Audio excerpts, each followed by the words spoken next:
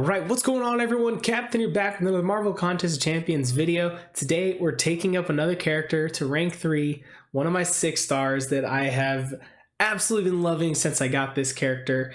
And you can see here my options are between Mystic, Mutant, Science, and then we are actually really close to Tech, Skill, and Cosmic honestly isn't that far off. This is the closest I've been to having one fully formed of every class at the same time. So just, we knew this day would come over time. Shards would become, or fragments would become more and more apparent. We'd be getting them a lot more.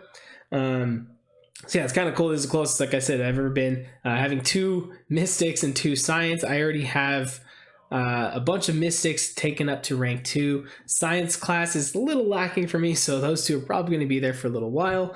So those 2 classes are not the ones I'm touching. The one I'm touching today is the Mutant one. And if you saw yesterday's video, or if you've been around the channel, you know which guy I'm throwing this into, and that is going to be Big Daddy Apocalypse himself.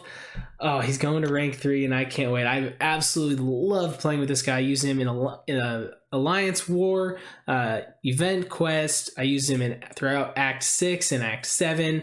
I've used him everywhere. I've used him in incursions. He is so good. One of the most fun characters I've played in a long time, that also has great utility, great synergies, and just solid damage. And I can't say enough good things about this guy. And on top of that, he's in the top 10 in prestige. So it's actually going to be a prestige bump. We're at 12,148. So let me go ahead and take this guy up, and then we will get onto the video. I do have some gameplay in mind I'm going to talk about that I'm excited to show you guys, so make sure to stick around for the gameplay. Let's go ahead and get this guy ranked up first. All right, there we go, level 45, and let's check the prestige now. What did I say? I think 12,139. I could be wrong. 12,200, so just the tiniest bump. But hey, that's only because he's only Sig 20 at the moment. I could throw more Sig Stones into him, even though he's not like a Namor or Omega Red, who really needs the Awaken ability at high Sig. But if I need to prestige, I could always do that. I don't know how many I have at the moment. Let's take a look. Let's uncheck level up. How many could I throw at him? I was about to say 69, but that's a +5 there. So 73, and then I've got 47 generics. So yeah, I could get him around close to Sig 80-ish. So I think it's 73, like I said, unless I did the Sig Stones. So yeah, that's kind of where he's going to be for now. But yeah, I also have actually, I just remembered I do have a Mutant Awakening gem I could use on Magneto. So maybe that'd be better and use the Sig Stones on him. I don't know, but either way, this is my 7th overall 6-star in my first, or 6-star at rank 3. This is my first dupe. Prior to this, I had one of every single class, which was kind of cool. So yeah, but Apocalypse, I love him. Let's go ahead and jump in some gameplay on a path that I found really useful for him inside of Act 7 that I haven't really seen anyone else talk about. And mind you, I could have just missed a video here and there, which is probably likely that someone else has figured this out, but I figured I'd show you guys anyways. All right, it took me a minute to remember which quest it was, but here we are in Act 7.1, 7.1.3. So it's the one that has Hulkbuster, end final boss, and a Vision Arcus and a red Hulk, it looks like. I've only done one initial clear, but the path I found absolutely amazing from Apocalypse, and the nodes on this path are Mesmerize, Dizzy, and Stun Vulnerability. Mesmerize, very annoying lane node to usually deal with, especially if you don't really have a great evade counter. But if you have like a Nick Fury, obviously that's good, but Apocalypse is a great option for this as well. Basically what the node is, anytime a character evades, they stun the attacker. And on this Dizzy fight, they also, anytime they successfully evade, they inflict you with a disorient, which when they evade, Apocalypse becomes disorient. He gets the disorient. He also becomes disorient immune, so you don't even have to worry about that node.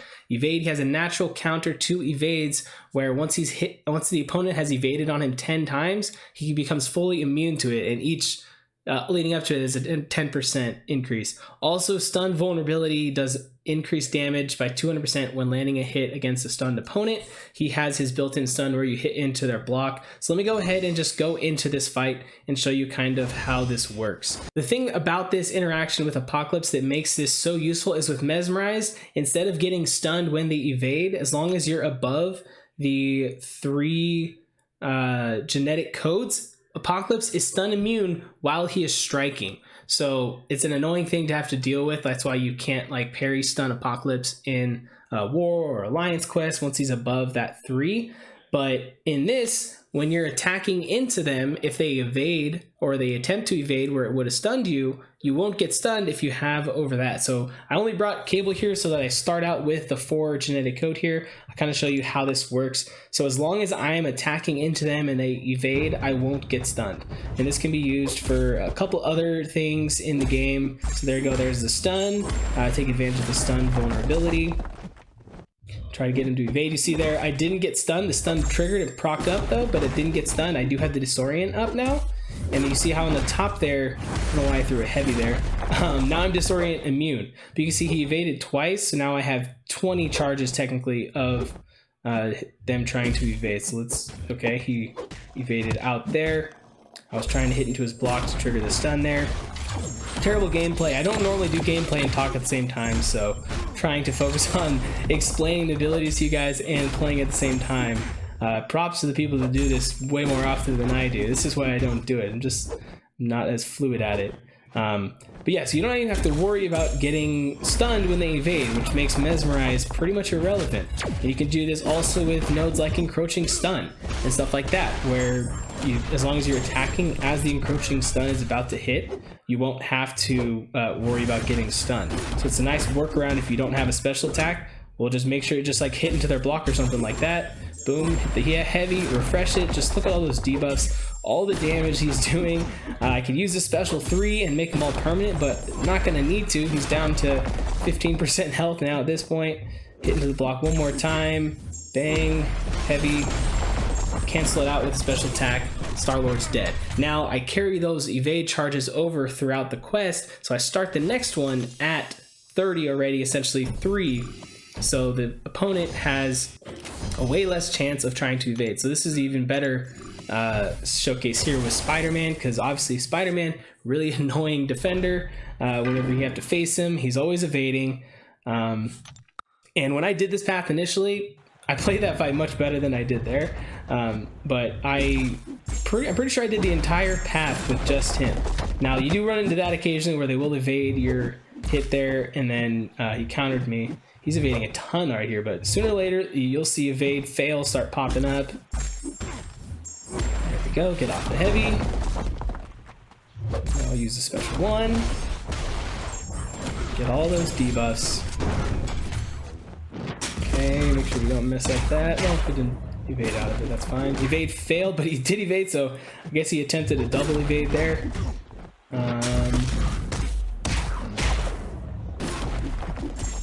Stunned. Didn't mean to even stun him there.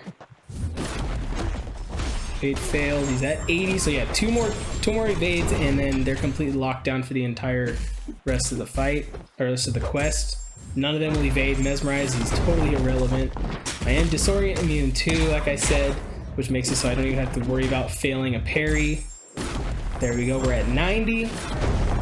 I've taken way too much damage here. There we go, I evaded out of it right that time. Evade failed. Spider-Man is locked down at this point.